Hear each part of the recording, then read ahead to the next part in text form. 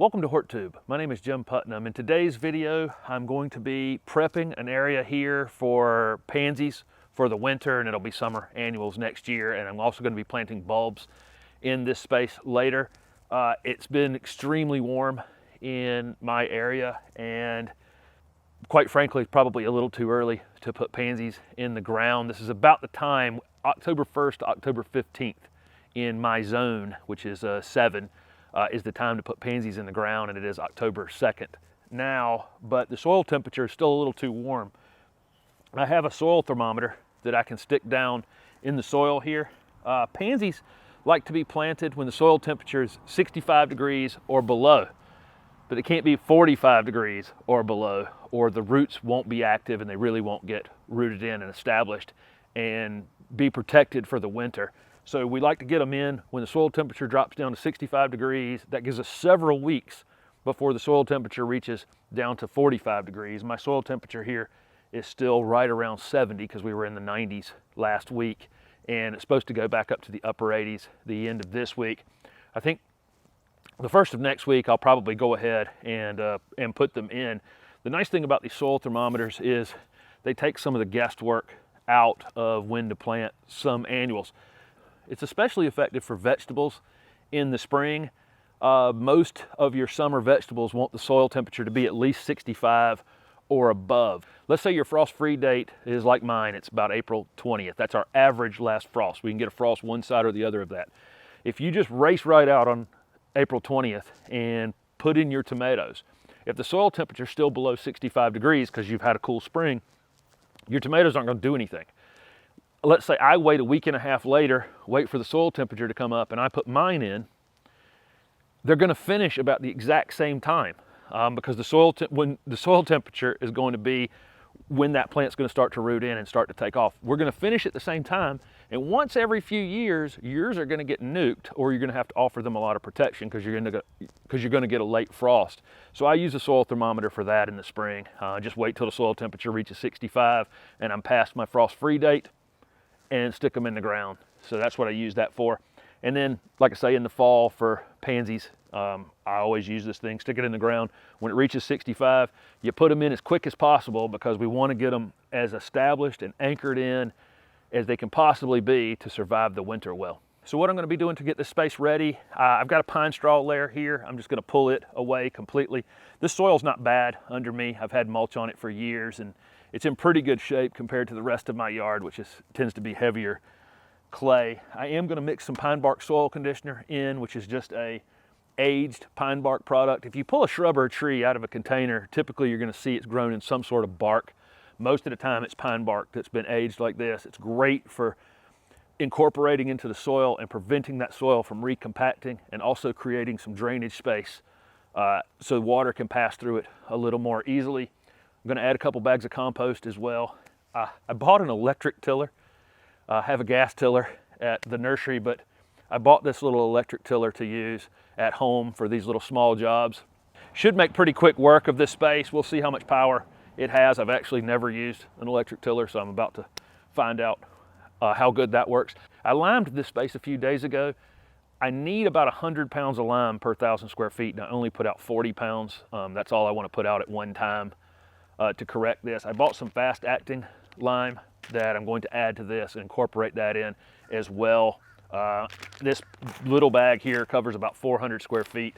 I'm going to have less than 100 square feet, so I'm going to use about a quarter of that bag, broadcast it on here, and incorporate that in. So I'm going to rake, I'm going to put out the soil conditioner and compost, then I'm going to put out the lime, and then I'm going to till it all in.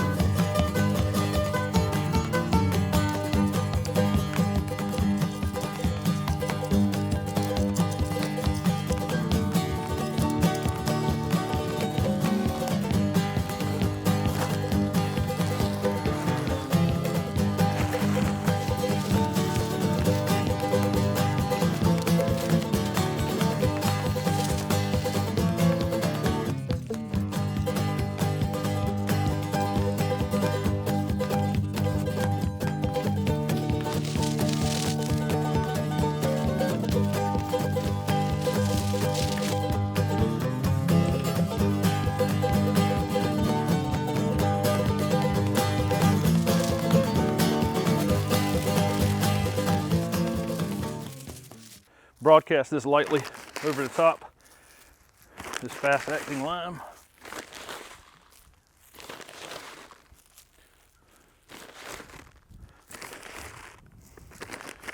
Okay, if I've done my math correct, the pH here with this little bit of fast-acting lime and the other lime I had applied should land somewhere around 6.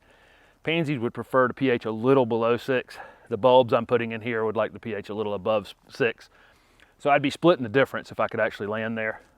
Highly unlikely that it's going to be exactly that, but it will certainly be better than the, I think this area was about 4.5 pH, which is very acidic. So these two applications should definitely help no matter what, but highly unlikely I'd land exactly on 6. But that's the math I did. Hopefully that's about where it lands. So I'm going to go ahead and incorporate this in.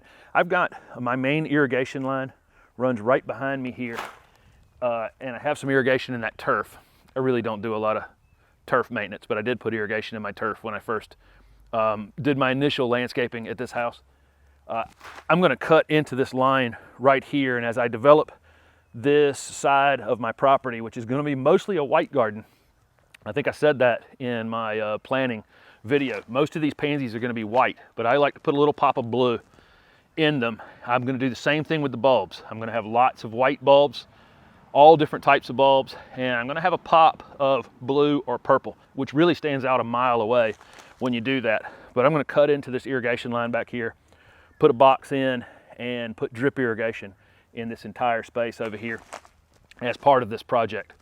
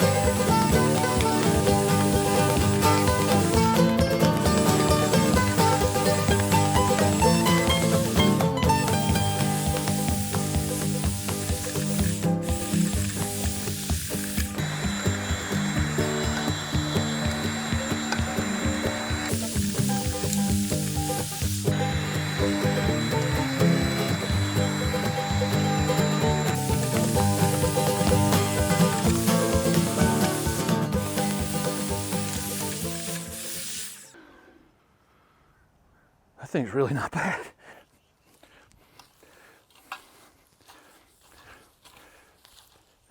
Surprisingly, that electric tiller is very good. I got down here about 4 inches. I've got some roots right in this area. There used to be a magnolia here, and there's still some roots from it in that space. But no problem breaking through most of that. I could probably, if I did a couple more passes, probably get another inch or so deep, but I don't need to, because when I plant pansies next week, I'm actually going to raise this up a little more with a little more bark and a little more compost. I just wanted to get the hard pan that was going to be underneath that broken out. So anyway, I think this is well prepped at this point. Just got some cleanup to do. I use the back of my garden rake to knock these high spots out like this right here. That way I'm not dragging any soil around. That's a very effective way to knock all these ridges down when you're done. I can make quick work of it. I'm not really putting any pressure on it whatsoever, just going back and forth like that. And that's a very effective way to get it knocked down. So I'll do a little more amending to this space on the top, but the basic soil underneath it will be perfect, I believe. So thanks for watching, and next week I'll be installing the color in this space.